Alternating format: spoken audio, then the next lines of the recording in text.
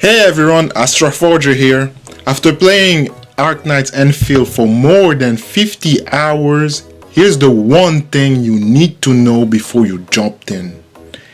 This is a factory game first and an action RPG second. And if you don't enjoy building and optimizing system, this game can genuinely feel like a real job, even though the combat can really be satisfying. If you want honest review and meta breakdown with zero sugarcoating, like and subscribe. Alright, let's get into it. First, I want to be super clear about who this game is for and who it is not for, because that's the real truth people need. You will probably love Endfield if you enjoy planning system, optimizing production line, upgrading long term, and building a base that becomes stronger over time.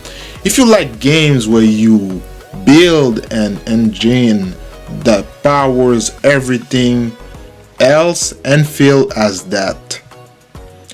But if what you want is a pure RPG, fast progression, and a simple loop where you do story, get a lot of pull from it, and then you need to be careful because Endfield is going to ask you to engage with the factory a lot, and it is tied into basically everything.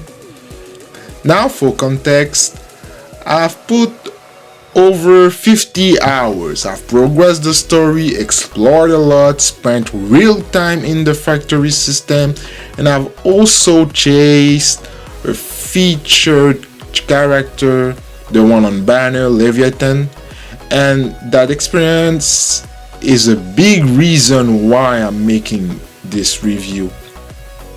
So let's start with the positive, because yes, this game is fun.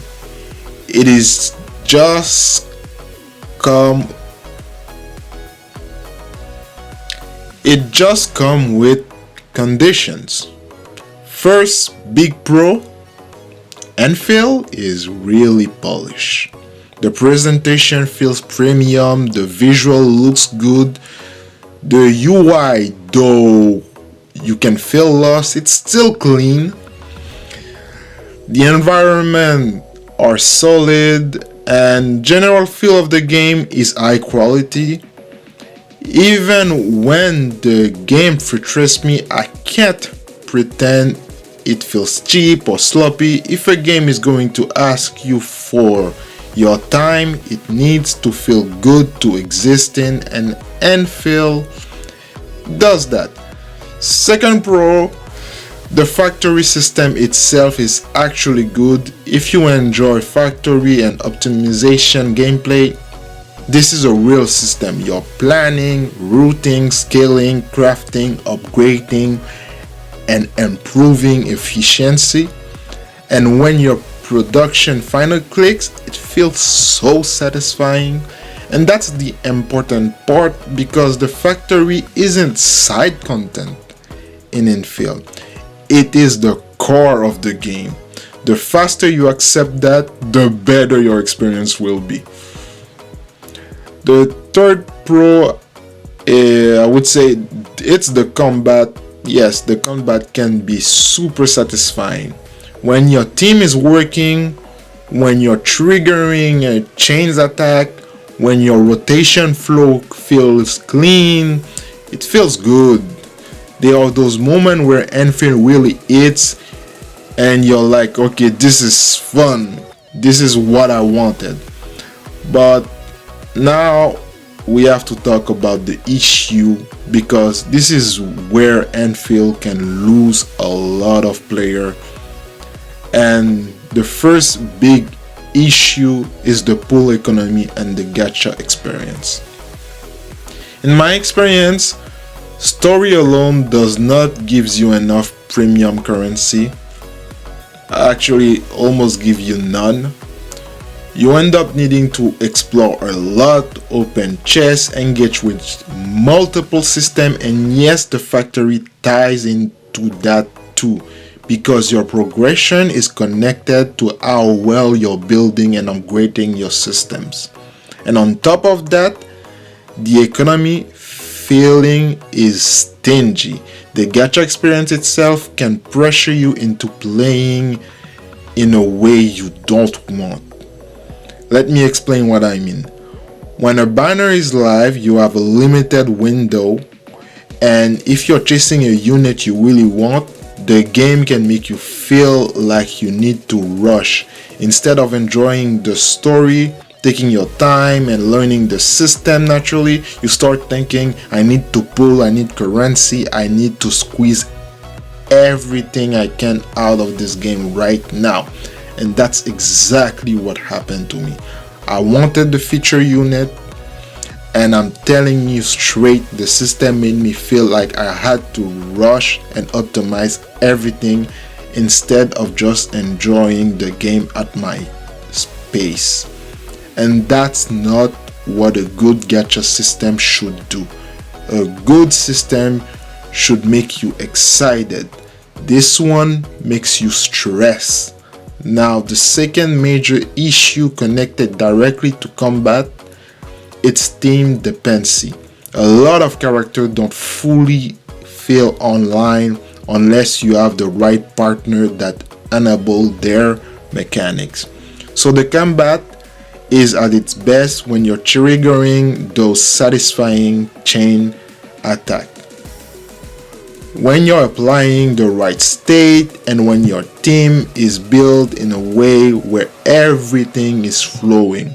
But if you don't have the right character to apply the right state, some kit feels incomplete.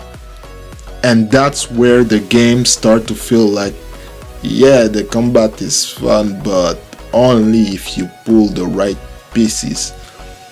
And that becomes a bigger problem because the pool economy already feels tight.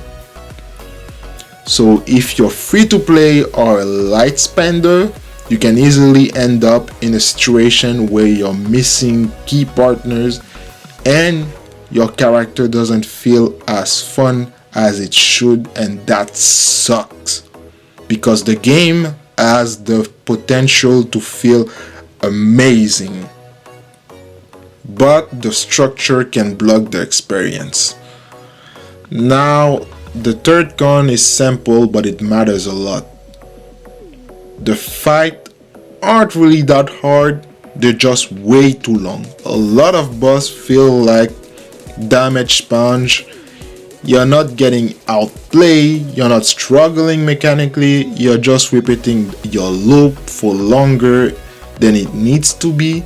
And yes, better gear help and your progression makes it faster over time, but the baseline time to kill on some fight feels inflated, especially early.